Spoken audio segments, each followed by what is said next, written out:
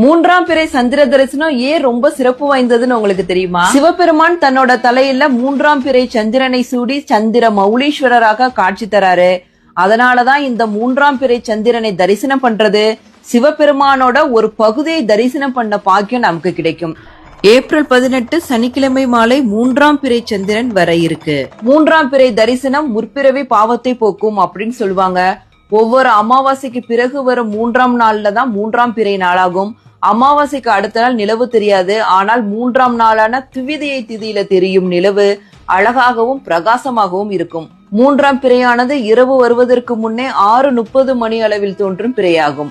மூன்றாம் பிறையை தெய்வீக பிறை அப்படின்னு சொல்லுவாங்க. மூன்றாம் பிறை தரிசனம் காண்பவர்களுக்கு அறிவு வளரும், ஞாபக சக்தி கூடும், கேட்ட வரம் கிடைக்கும், செல்வமும் சந்தோஷமும் தேடி வந்து கிடைக்கும். மூன்றாம் பிறை சந்திரனை தரிசிக்கும் போது சிவபெருமானையும் சந்திரனையும் ஒரு சேர தரிசித்த பாக்கியம் நமக்கு கிடைக்கும். அன்பே சிவம்.